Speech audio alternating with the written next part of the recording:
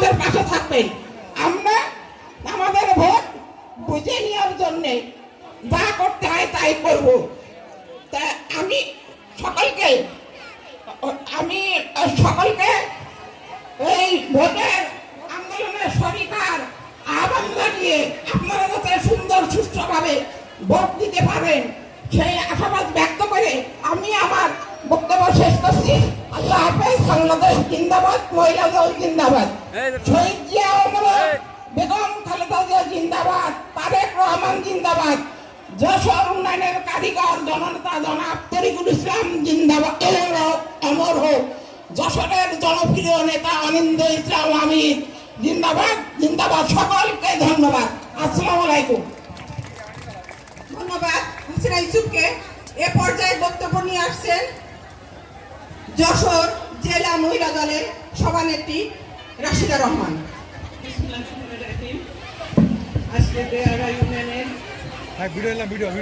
নারী সমাবেশে সম্মানিত সভাপতি আমাদের ছোট বোন তাহমিনা লিলি এবং এই সমাবেশের প্রধান অতিথি আমাদের প্রিয় ভাইস চেয়ারম্যান কেন্দ্র ঢাকার বেগম নার্গিস ইসলাম এবং আমাদের যশোর জেলা বিএনপির সাধারণ সম্পাদক জেনারেশন খোকন। সার্বক্ষণিক সে আমাদের মহিলা দল বা পুরুষ দল যেটাই হোক না কেন সে তার সাধ্য মতন সে আগলে রাখার চেষ্টা করে। যেখানে যা দরকার এই মহিলা দলের প্রোগ্রামে সব সে সেগুলো সমাধান করে দেয়। তো আমি বেশি কিছু বলবো না, সময় সংক্ষেপ। আমি শুধু বলতে চাই যে আমরা এই 15-16 বছর এই আওয়ামী লীগ সন্ত্রাসীদের হাতে, পুলিশের হাতে আমরা যে নির্যাতিত হয়েছি, আমাদের মা বোনরাও সেইভাবে হয়েছে, আমাদের ভাই বাবা ছেলে সবাই নির্যাতিত হয়েছে এবং বাড়িতে থাকতে পারেনি।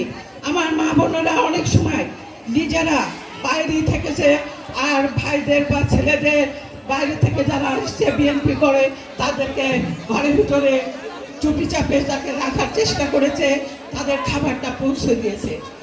এই বিষয়ের উপরে আমি আরেকটু বলতে চাই যে আমরা এই স্বৈরাচারী হাতের থেকে আমরা কিন্তু সবেমাত্র একটু নিঃশ্বাস ফেলার সুযোগ পেয়েছি।